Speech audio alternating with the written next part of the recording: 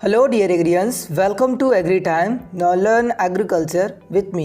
Friends, आज हम discuss करेंगे 12 agriculture crop production and horticulture. ठीक है, फसल उत्पादन और उद्यान शास्त्र का ये फर्स्ट क्लास रहेगा.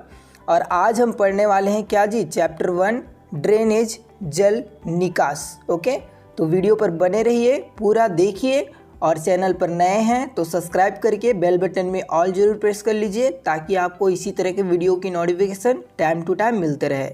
चलिए स्टार्ट करते हैं आज का यह सेशन. और सबसे पहले हम यहाँ पे ड्रेनेज जल निकास में क्या क्या पढ़ेंगे तो परिभाषा जानेंगे, महत्व, इम्पोर्टेंस, आवश्यकता, अतिरिक्त जल के कारण, अतिरिक्त जल से हानियाँ, जल निकास की प्रणालियाँ, जल निकास की विधियाँ, जल निकास का मृदा एवं फसलों पर प्रभाव, जल निकास गुणांक. इन सारे ही टॉपिक्स पर हम डिस्कस करने वाले हैं. ओके, तो सबसे पहले हम जानेंगे जल निकास क्या होता है. तो अगर सिंपल सी भाषा में बोलूँ तो फील्ड से पानी को बाहर निकालना ही जल निकास कहलाता है. अत्यधिक जल की उपस्थिति का पौधों की वृद्धि पर प्रतिकूल प्रभाव पड़ता है. फालतू पानी के खेत में एकत्रित होने से रंध्रावकाश, जिसे अपन पोर स्पेस बोलते हैं, तो रंध्रावकाश में उपस्थित वायु का स्थान कौन ले लेता है? पानी ले लेता है, जिसके कारण श्वसन में पौधों को बाधा पड़ती है और पौधे मर भी सकते हैं इससे. अतः अनावश्यक जल को खेत से बाहर निकालना या फील्ड से बाहर निकालना अति आवश्यक होता है. ठीक है, तो ये था जनरल सा. और यहाँ पे अगर साइंटिफिक ढंग से अगर परिभाषा बनाए तो क्या होगा, तो फसल की पैदावार बढ़ाने हेतु भूमि की सतह अथवा अधो सतह से अतिरिक्त जल को कृत्रिम रूप से बाहर निकालना ही क्या कहलाता है जी, जल निकास या फिर ड्रेनेज जो है वो कहलाता है. तो ये आपका साइंटिफिक ढंग से परिभाषा बन जाता है, डेफिनेशन बन जाता है ड्रेनेज का, जल निकास का. ओके, नाउ यहाँ पे जल निकास की आवश्यकता क्यों पड़ती है ये अपन देखते हैं. तो फर्स्ट पॉइंट है आपका कि निचले स्थानों पर स्थित भूमियों में वर्षा ऋतु में पानी भर जाता है. और जाहिर सी बात है, नीचे अगर भूमि रहेगा तो वर्षा का पानी तो वहाँ पे भर ही जाएगा. ठीक है ना. और फसलों की समय पर इससे क्या होती है, बुआई करने में बाधा पड़ती है. क्यों? क्योंकि भूमि जो है वो दलदली हो जाती है. ठीक है, यह नमी युक्त हो जाती है, तो इसलिए वहाँ पे बुआई नहीं कर सकते. जुताई करने के बाद ही तो बुआई करेंगे ना, ऐसे ही थोड़ी ना बीज को डाल देंगे. तो अगर दलदली हो जाती है तो वहाँ पे अपन बुआई नहीं कर सकते. और आपको एक चीज़ बताना चाहूँगा कि भूमि का जो टेम्परेचर है, तो जो बीज है उसके अंकुरण के लिए टेम्परेचर भी चाहिए, लेकिन वहाँ पे नमी रहेगा तो भूमि का जो तापमान है वो कम रहेगा, तो इसलिए अंकुरण में भी बाधा पड़ेगी. सेकंड है, निचली भूमियों में खड़ी फसलें अत्यधिक पानी के कारण नष्ट हो सकती है. अब बहुत ज़्यादा पानी रहेगा, अत्यधिक जल रहेगा, तो खड़ी फसल रहेगी, उसकी जड़ों क्या होगी, उसके जड़ सड़ जाएंगे. तो सड़ने के वजह से क्या होगा, जो फसल है वो नष्ट हो जाएगी. इसके बाद तीसरा है, जिन क्षेत्रों में जल स्तर ऊंचा पाया जाता है, ठीक है, तो वहाँ पे जल निकास की आवश्यकता होती है. क्यों? क्योंकि वहाँ का जो जल स्तर है वो पहले से ही ऊंचा है. ठीक है ना, तो वहाँ पे अगर जल रहेगा तो उसको हटाना तो आवश्यक रहेगा ना. इसके बाद चौथा है कि अधोभूमि में कड़ी तह, हार्ड पैन जिसको बोलते हैं, उपस्थिति होने के कारण पानी नीचे की तहों में नहीं पहुँच पाता. ठीक है, तो इसलिए हमें क्या करना है, जल निकास करना है. और वो जो पानी रहता है वो ऊपर में ही एकत्रित हो जाता है, तो हमें जल निकास करना आवश्यक हो जाता है. पांचवा है आपका कि जिन क्षेत्रों में चिकनी मिट्टी पाई जाती है, चिकनी मिट्टी जान रहे हो, जो पानी को क्या करती है, कम मात्रा में सोखती है, तो फलस्वरूप जो पानी रहेगा वो भूमि के ऊपरी सतह पर ही एकत्रित हो जाएगा, तो इसलिए वहाँ से पानी को हटाना आवश्यक रहता है. छठा में दिया है कि डेल्टा की भूमि जो नदियों के मुहाने पर होती है, तो वहाँ अगर अतिरिक्त जल है तो उसको हटाना आवश्यक होता है. इसके बाद है लवणीय भूमि को सुधारने के लिए, सॉल्टी जो सॉइल होते हैं तो उसको सुधारने के लिए क्या करते हैं भाई, जल निकास को बाहर करते हैं. ठीक है, अगर लवणीय भूमि को नहीं अपन बाहर करें जल निकास के साथ तो क्या होगा, भूमि अम्लीय हो जाएगी या तो क्षारीय हो जाएगी. ठीक है, तो इसलिए जल निकास करना आवश्यक होता है. इसके बाद है पहाड़ियों के नीचे स्थित भूमि. जाहिर सी बात है, पहाड़ी के नीचे अगर कोई भूमि है तो वहाँ पे पानी भर जाएगा, तो वहाँ से जल निकास करना आवश्यक होता है. 9वां में दिया है सिंचाई के तुरंत बाद वर्षा होने पर अतिरिक्त पानी को निकालने की आवश्यकता होती है. मान लीजिए फील्ड में आपने अभी ट्यूबवेल से सिंचाई की है, तो सिंचाई किया और उसी टाइम अगर बारिश हो जाए कुछ टाइम बाद, तो जितना ज़रूरत का जल है उसको छोड़ के बाकी का जितना भी जल रहेगा अतिरिक्त उसको बाहर कर देंगे, ठीक है ना। क्यों? क्योंकि वहाँ पे अगर ज़्यादा पानी हो जाएगा तो क्या हो जाएगा जी, पौधे नष्ट हो सकते हैं।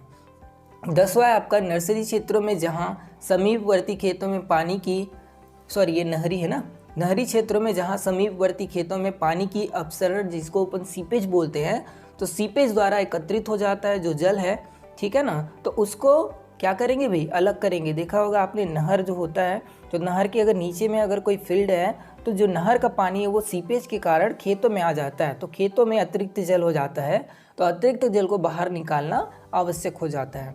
तो ये थे 10 इम्पोर्टेंस, ठीक है, कि क्यों आवश्यकता होती है, ठीक है। तो 10 पॉइंट्स थे और पॉइंट टू पॉइंट आपको याद रखनी है, ठीक है ना। आप अच्छे से समझ जाइए इसको। आगे हम डिस्कस करते हैं कि क्या क्या ऑब्जेक्टिव हो सकते हैं, जल निकास के उद्देश्य क्या क्या हो सकते हैं। तो बताना चाहूँगा जल निकास के प्रमुख उद्देश्य निम्नलिखित है। सबसे पहला जो मेजर जो प्रमुख उद्देश्य है वो क्या है, उपज को बढ़ाना, ठीक है ना। तो कभी कभी रिक्त स्थान आता है, ठीक है ना, फिल इन दी ब्लैंक्स, तो उसमें क्वेश्चन पूछ देता है कि जल निकास के प्रमुख उद्देश्य क्या हैं, तो उपज को बढ़ाना। तो पहला यहाँ पे आपका जल निकास का उद्देश्य है कि भूमि की भौतिक दशा में सुधार करना, improving the physical condition of the soil. जब भूमि में जल काफ़ी समय तक भरा रहता है एवं उसके निकास का उचित प्रबंधन नहीं किया जाता है तो भूमि की भौतिक दशा, कणों की मृदा विन्यास का उचित न होना, ये क्या होता है, बिगड़ जाती है, जिससे पौधों की जो वृद्धि है वो क्या होती है, रुक जाती है। और रुक जाने के कारण जो उपज है उसमें क्या होती है, कमी हो जाती है, ठीक है ना। अतः भूमि की भौतिक दशा सुधारने हेतु जल निकास का उचित प्रबंध करना अति आवश्यक है। इससे क्या होगा, पैदावार में वृद्धि की जा सकेगी। दूसरा है आपका समुचित वायु संचार, ऑप्टिमम एरेटेशन, ठीक है, एरेशन, ठीक है। भूमि की ऊपरी सतह पर पानी एकत्रित बना रहने के कारण जमीन की नीचे वाली तह में वायु नहीं पहुंच पाती है, ठीक है ना।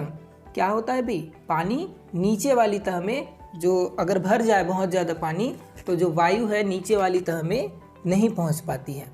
पानी भरने के कारण जो रंध्रावकाश है जिसे हम पोर स्पेस बोलते हैं, तो पोर स्पेस में उपस्थित हवा भी पानी के कारण बुलबुलों के रूप में बाहर निकल आते हैं, जिससे वायु की कमी हो जाती है मृदा में और फलस्वरूप जड़ों का जो विकास है वो रुक जाते हैं, जड़ें उथली रह जाती हैं, भोजन की जो प्राप्ति है पौधे वो कम करने लगते हैं और पौधे क्या होते हैं, मुरझाने लगते हैं, और मुरझाने लगते हैं तो वो कभी कभी मर भी जाते हैं।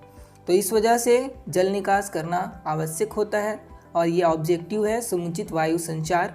जल निकास का उचित प्रबंध कर देने से वायु का जो आवागमन है वो ठीक तरीके से रहता है, रंध्रावकाश में जल भी रहता है, हल्का सा नमी भी रहता है और वायु भी रहता है, ठीक है ना। तो दोनों होना आवश्यक है। तो दूसरा समुचित वायु संचार, ये दूसरा ऑब्जेक्टिव बनता है। इसके बाद तीसरे ऑब्जेक्टिव की बात करें तो तीसरा है आपका भूमि में दलदल ना होने देना, प्रिवेंटिंग द मासी कंडीशन ऑफ द सॉइल। तो जिस एरिया में जल निकालने का उचित प्रबंध नहीं किया जाता है तो भूमि क्या होती है भाई, दलदली हो जाती है, जिससे भूमि परिष्कार, ठीक है, जिसको अपन जैसे कर्षण क्रियाएं ही बोल सकते हो। तो जितनी भी क्रियाएं हैं, जुताई, बुआई, निराई, गुड़ाई करना आदि समय पर संपन्न नहीं की जा सकती है, ठीक है। तथा पौधों को उचित रूप से भोजन प्राप्त न होने के कारण पौधे क्या होते हैं, पीले पड़ जाते हैं और अधिक नमी के कारण फफूंदी उत्पन्न हो जाती है वहाँ पे, और इससे क्या होता है, विभिन्न प्रकार के डिसीज़ जो है वो वहाँ पे उत्पन्न हो जाते हैं, पैदा हो जाते हैं। अतः जल निकालने का उचित प्रबंध करने से भूमि में जो नमी है उसकी क्या होती है, कमी हो जाती है और भूमि दलदली होने से क्या होती है, बच जाती है। तो ये तीसरा ऑब्जेक्टिव था, भूमि में दलदल ना होने देना। इसके बाद चौथा ऑब्जेक्टिव है उचित तापक्रम बनाए रखना, ठीक है। तो मान लीजिए सूर्य है, ठीक है, सूर्य का प्रकाश फील्ड पर पड़ा, यहाँ पे पहले से ऑलरेडी जल है, ठीक है, यहाँ पे पहले से ऑलरेडी जल है, तो सूर्य का प्रकाश क्या करेगा, ये वाला जो जल रहेगा इसको वाष्प के रूप में क्या करेगा, वाष्पन करने लगेगा, ठीक है, वाष्प के रूप में उड़ाने लगेगा उस जल को। तो जो निचली सतह जो है, फील्ड जो है, वहाँ पे जो सूर्य का प्रकाश है वो नहीं पहुँच पाएगा, ठीक है ना। तो इस वजह से क्या होगा, टेम्परेचर डाउन हो जाएगा मृदा का, और टेम्परेचर अगर डाउन हो जाता है तो क्या होगा, अंकुरण में परेशानी होगी, जो बीज का अंकुरण है वो क्या होगा, अच्छे से अंकुरण नहीं होगा और पौधे का जो विकास है, वृद्धि है, वो रुक जाएगा। ठीक है, तो ये था आपका चौथा ऑब्जेक्टिव, उचित तापक्रम बनाए रखना, मेंटेनिंग द टेम्परेचर। तो इसके बारे में थोड़ा सा देखते हैं। तो खेत में काफ़ी समय तक पानी भरा रहने के कारण सूर्य की अधिकांश गर्मी जल को वाष्प रूप में बदलने में व्यय होती रहती है और ताप भूमि को प्राप्त नहीं होती है। फलस्वरूप मृदा ताप गिर जाता है तथा पौधों का अंकुरण तथा वृद्धि उचित रूप से नहीं हो पाती, जैसा कि मैंने आपको बताया। अतः उपज में वृद्धि लाने हेतु जल निकास आवश्यक है। ओके, चलिए आगे बढ़ते हैं और पांचवा जो है ऑब्जेक्टिव उसको देखते हैं। हानिकारक लवणों का एकत्रण रोकना।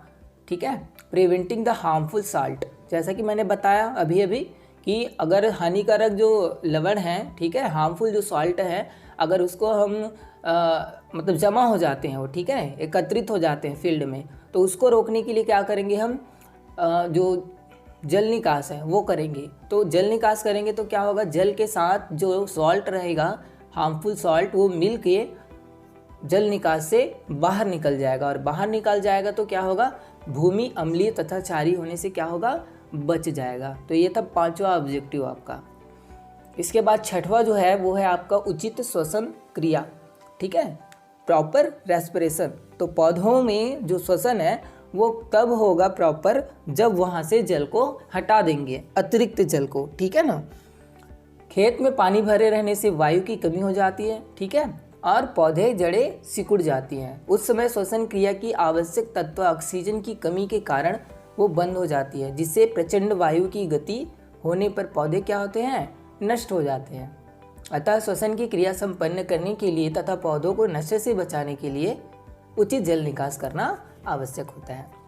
वहाँ से हटाएंगे जल को तभी तो वहाँ पे जो मृदा रहेगी, मृदा का जो रंध्रावकाश है, वहाँ पे वायु जाएगा और वायु जाएगा तो पौधे अच्छे से श्वसन कर पाएंगे। ठीक है ना, चलो ये था छठवां आपका ऑब्जेक्टिव, उचित श्वसन क्रिया। सातवां ऑब्जेक्टिव आपका फसलों के लिए कृषि क्रियाएं समय पर करना, टाइमली टिलेज। तो अधिक समय तक अगर खेत में पानी रहेगा, एकत्रित रहेगा, तो भूमि में नमी अधिक हो जाएगी और दलदली हो जाएगी। तो इन क्षेत्रों पर क्रियाएं, कृषि क्रियाएं जैसे कि जुताई, बोआई हो गया, ये समय पर नहीं हो पाएगा, जिसके कारण पौधों की जो वृद्धि है तथा फसलों की जो उपज है उस पर कुप्रभाव पड़ेगा। ठीक है ना, तो जल निकास का उचित प्रबंध अगर कर देते हैं तो उपयुक्त कृषि संबंधित कार्य टाइम पर किया जा सकता है, जिससे क्या होगा, उपज पर वृद्धि होगा। मान लीजिए आपने खरीफ में, मतलब खरीफ का सीज़न था, खरीफ में वर्षा हुई और वर्षा होने के कारण जो रबी की फसल है वो हमने लेट में लगा दी। ठीक है, क्योंकि जो फील्ड है उसमें पानी था, ठीक है ना, तो पानी को हमने तो निकाला ही नहीं, तो फील्ड नमी युक्त रहेगी। तो नमी रहेगी तो वहाँ पे अपन कर्षण क्रियाएं थोड़ी ना कर सकेंगे, जुताई, बुआई, ये सब चीज़। ठीक है ना, तो इसलिए जल निकास करना आवश्यक है। और अगर देरी से बुआई करेंगे तो जाहिर सी बात है उपज में कमी होगी, तो इसलिए टाइम पर करना आवश्यक है। इसके बाद आठवां आपका जो ऑब्जेक्टिव है वो है कि लाभदायक जीवाणुओं की क्रियाशीलता में वृद्धि करना, increasing the activities of advantage bacteria. जब पानी भरा रहता है तो भूमि में उपस्थित जीवाणुओं को हवा मिलना बंद हो जाता है, जिससे जीवाणु अपनी क्रिया बंद कर देते हैं। क्या क्रिया जी, मान लीजिए लेग्यूमिनेस जो क्रॉप्स होते हैं तो वो क्या करते हैं, नाइट्रोजन फिक्सेशन का कार्य करते हैं, तो वो क्रिया क्या करते हैं, बंद हो जाते हैं और वो जो जीवाणु होते हैं वो क्या होते हैं, नष्ट हो जाते हैं। फलतः कृषि उपज बढ़ाना प्रसातित हो जाता है। ठीक है ना, कृषि उपज कम हो जाता है। जल निकास द्वारा पानी बाहर निकाल दिए जाने से पौधों के इन मित्र जीवाणुओं को हवा प्राप्त होने लगती है और हवा प्राप्त होता है तो उनकी कार्य करने की जो क्षमता है वो वृद्धि हो जाती है और कृषि उपज क्या होता है, बढ़ जाता है। तो ये था आपका आठवां ऑब्जेक्टिव, लाभदायक जीवाणुओं की क्रियाशीलता में वृद्धि करना। इसके बाद नौवां ऑब्जेक्टिव है अवनाइट्रीकरण, जिसे डीनाइट्रिफिकेशन कहते हैं। तो डीनाइट्रिफिकेशन को रोकना, टू प्रिवेंट द डीनाइट्रिफिकेशन। जल वाली भूमि में नत्रजन जीवाणु नाइट्रेट, ठीक है, NO3 को तोड़कर नत्रजन को स्वतंत्र कर देते हैं और नाइट्रोजन जो है, N2 जो है, ठीक है ना, का हास्य होने लगता है इससे, जिसको जल निकास द्वारा क्या कर सकते हैं, अपन रोक सकते हैं। तो ये था आपका 9वां ऑब्जेक्टिव, अवनाइट्रीकरण, जिसको डीनाइट्रिफिकेशन बोलते हैं, तो उसको रोकना। इसके बाद है आपका 10वां ऑब्जेक्टिव, हानिकारक जीवाणुओं को नष्ट करना। जब खेत में पानी भरा रहता है तो उसमें हानिकारक जीवाणु क्या है, उत्पन्न हो जाते हैं, जो पौधों के भोजन को ग्रहण कर लेते हैं। और ग्रहण कर लेते हैं तो पौधे क्या करते हैं, कम आपका पोषक तत्व लेने लगते हैं या कम भोजन ग्रहण करने लगते हैं, जिससे पौधे क्या है, मुरझाने लगते हैं। इसलिए उपयुक्त जीवाणुओं को नष्ट करने के लिए उचित जल निकास का प्रबंध किया जाना आवश्यक होता है। ठीक है जी। चलो, इसके बाद अपन डिस्कस करते हैं, ये सारी चीज़ समझ में आ गई होंगी आपके। इसके बाद अगला है आपका अतिरिक्त जल के कारण। क्या हो सकते हैं अतिरिक्त जल के कारण, ये डिस्कस करते हैं। तो अतिरिक्त जल का जमाव मुख्यतः जल निकास के उचित प्रबंध न होने के कारण होता है। भूमि से व्यर्थ पानी को निकालने से भूमि में वायु संचार बढ़ता है। वायु संचार तो बढ़ेगा ही बढ़ेगा ना, पोरी स्पेस में हवा जाएगा तो, जिससे बीजों में जो अंकुरण है, ठीक है, जड़ों द्वारा जो खाद्य पदार्थ है या खाद्य तत्व है, उसका अवशोषण पौधों की जड़ एवं तने अच्छी तरीके से, जड़ जो है अच्छी तरीके से करती है, तो पौधे की जड़ एवं तना जो है उसका वृद्धि क्या होता है, अच्छे तरीके से होता है। अतिरिक्त जल पर मृदा पर प्रतिकूल प्रभाव पड़ता है। जैसे मृदा का ताप क्या होता है, गिर जाता है, मृदा में वायु संचार नहीं होता अगर अतिरिक्त जल हो तो, ठीक है ना। और जो पौधे की जड़ें हैं वो उथली रह जाती है, जिससे पौधे कमज़ोर हो जाते हैं। अगर पौधे कमज़ोर हो गए, उसके जड़ अगर ज़्यादा गहराई तक नहीं गए तो क्या होगा, अगर तेज़ हवा भी आती है तो पौधे गिर जाएंगे। अतः अतिरिक्त जल का निकास पर्याप्त एवं व्यवस्थित ढंग से होना जरूरी होता है। ठीक है, तो ये था अतिरिक्त जल के कारण। अब हम बात करते हैं अतिरिक्त जल के कारण और कौन कौन से होंगे। तो 2 हैं, जल निकास का ना होना, ठीक है ना। पहला है आपका जल निकास का ना होना। तो अतिरिक्त जल निकास ना होने से अतिरिक्त जल का जमाव इकट्ठा होने लगता है, जिससे पौधों एवं मृदा को इससे क्या होती है, हानि होती है। पौधों को भी हानि होगा और मृदा को भी हानि होगा। ठीक है, मृदा का जो कण विन्यास है ना, तो क्या है, बिगड़ जाएगा। इसके बाद दूसरा है मृदा की जलधारण क्षमता में कमी होना। अतिरिक्त जल अगर इकट्ठा हो जाएगा तो मृदा की जलधारण क्षमता में कमी होगी, पौधों की जड़ें ऊपर की ऊपर रह जाएगी, जिससे पौधे भूमि की ऊपरी सतह से ही तत्व ले पाएंगे और नीचे पर्याप्त पोषक जो तत्व रहेगा उसको नहीं ले पाएंगे और उनकी सामान्य वृद्धि रुक जाएगी। इससे क्या होगा भाई, इससे उसकी जो पौधे की जो उपज है उसमें भी कमी होगी। तो इसलिए जल निकास आवश्यक होता है। तो अतिरिक्त जल के कारण 2 हैं, जल निकास का ना होना और मृदा की जलधारण क्षमता में कमी होना। ठीक है, तो समझ गए इसको। चलो आगे बढ़ते हैं और अब बात करते हैं जल निकास से क्या क्या लाभ हो सकते हैं। तो भूमि से व्यर्थ पानी को निकालने से निम्नलिखित लाभ होते हैं। क्या क्या लाभ होते हैं। पहला है आपका भूमि में वायु संचार बढ़ता है ठीक है, जिसके कारण भूमि में बीजों के अंकुरण, जड़ों द्वारा खाद्य तत्वों का अवशोषण, पौधे की जड़ व तने की वृद्धि अच्छी होती है। दूसरा है आपका कि उचित जल निकास करने पर अगली फसल के लिए खेत की तैयारी एवं बुआई समय पर की जा सकती है, जिससे क्या होगा, उपज में वृद्धि होगी। ठीक जल निकास होने पर पौधों के खाद्य तत्वों का भूमि में निक्षालन, जिसको लीचिंग बोलते हैं, तो इस क्रिया द्वारा कम नुकसान होगा। ठीक है, जो आपका जल निकास करेंगे तो लीचिंग द्वारा जो होने वाली हानि होती है तो वो कम होगी। चौथा है आपका कि जल निकास के द्वारा जल स्तर नीचा हो जाता है, जिससे पौधों की जड़ों का अच्छा विकास होता है और वे भूमि में गहराई तक जाती है। पांचवा है मिट्टी की भौतिक दशा में सुधार होती है, जिससे क्या होती है, उपज में वृद्धि होती है। पांचवा है आपका, पांचवा बेनिफिट क्या होगा, एडवांटेज क्या होगा, योजनाबद्ध तरीके से अगर व्यर्थ पानी को बाहर निकालें तो इससे क्या होगा, भूमि का जो कटाव है वो कम होगा। अगर योजना तैयार करके अच्छे ढंग से व्यवस्थित करके अगर जल निकास करते हैं तो भूमि का जो कटाव होता है वो क्या होगा, कम होगा।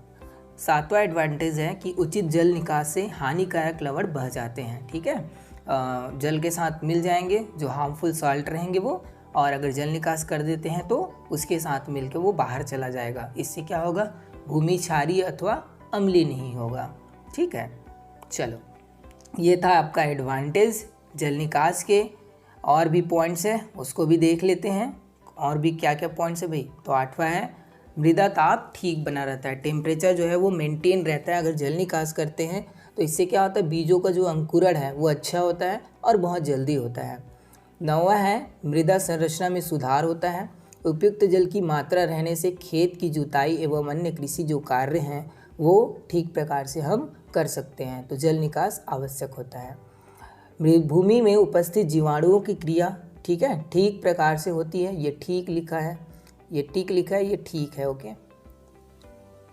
तो आपका भूमि में उपस्थित जीवाणुओं की जो क्रिया है वो ठीक प्रकार से होती है। जो भी आपका जैसे नाइट्रोजन फिक्सेशन जो करती है, ठीक है ना, नाइट्रोजन फिक्सेशन जो करती है जीवाणु, ठीक है, जैसे लेग्यूमिनस हो गए, ये वाले जो क्रॉप्स होते हैं या फसल होते हैं वो क्या करते हैं, उसमें उनके जड़ों में गांठें पाई जाती हैं, जो जीवाणु होते हैं वहाँ पे उपस्थित होते हैं, ठीक है ना, वो क्या करते हैं, नाइट्रोजन का फिक्सेशन करते हैं, तो वह जो क्रिया है वो ठीक प्रकार से होने लगती है जो कि फसल के लिए लाभदायक होती है। तो ये था आपका 10वां एडवांटेज। 11वां है आपका कि भूमि की रासायनिक एवं जैविक क्रियाएं ठीक तरीके से होती है। रासायनिक क्रियाएं होती हैं भूमि में, जैविक क्रियाएं भी होती हैं, तो वो क्या है भाई, जल निकास करने से ठीक तरीके से होती है।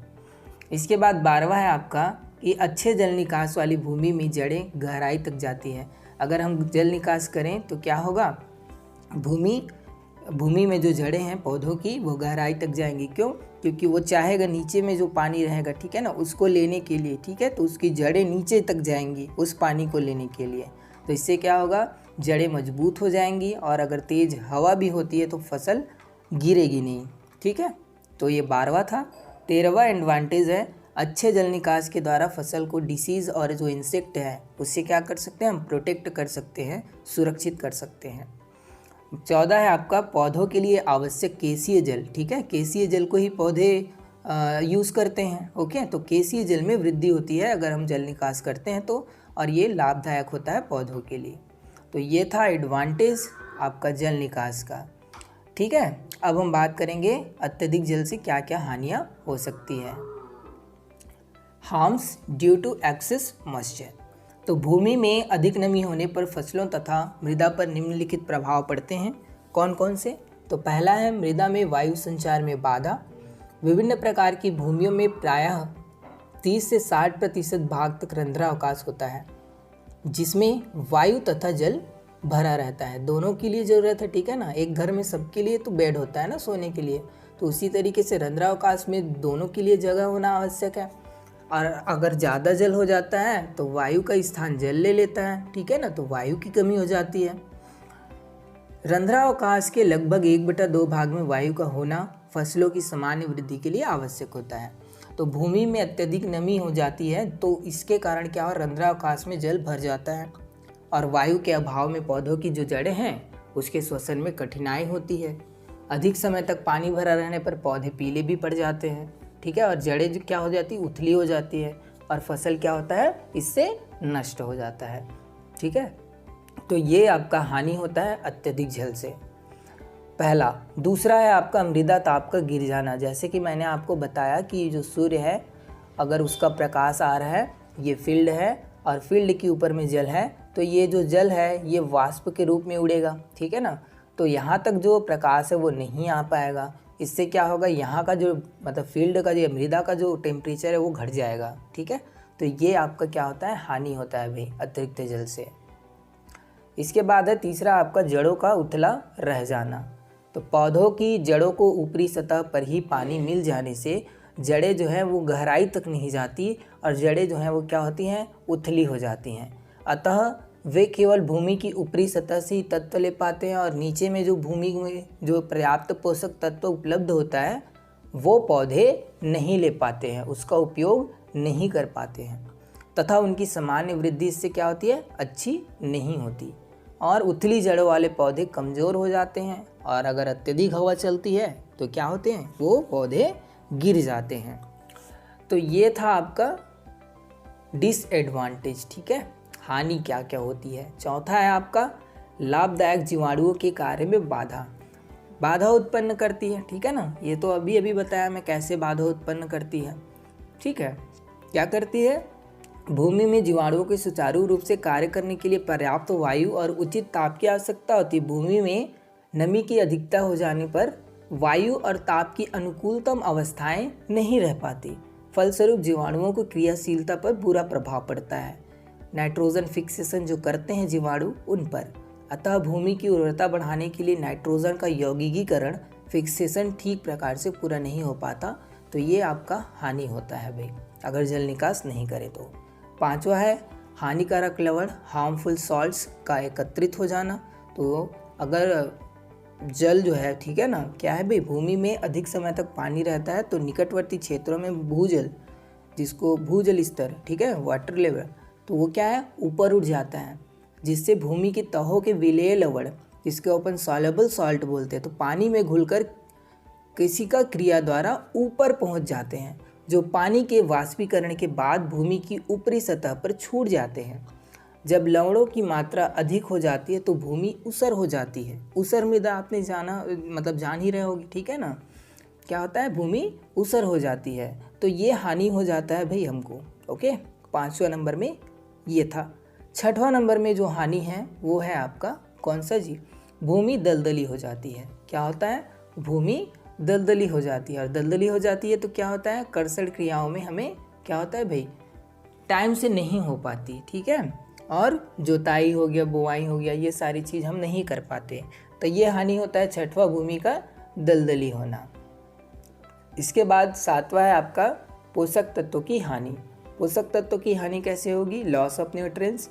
तो पानी की अधिकता के कारण भूमि के पोषक तत्व निच्छालन लीचिंग जो है उसके द्वारा क्या होते हैं, नष्ट हो जाते हैं, और जीवाणु भूमि की नाइट्रोजन के नाइट्रोजन व अमोनिया रूपों को अपघटित करके तात्विक नाइट्रोजन गैस के रूप में बादल में उड़ जाते हैं, ठीक है, वायुमंडल में मिल जाते हैं, वो बदल देता है, ठीक है ना, तो क्या होता है, वायुमंडल में वो मिल जाता है गैस के रूप में, ये हानि होती है भाई 7वां नंबर। 8वां नंबर है बुआई का पिछड़ जाना।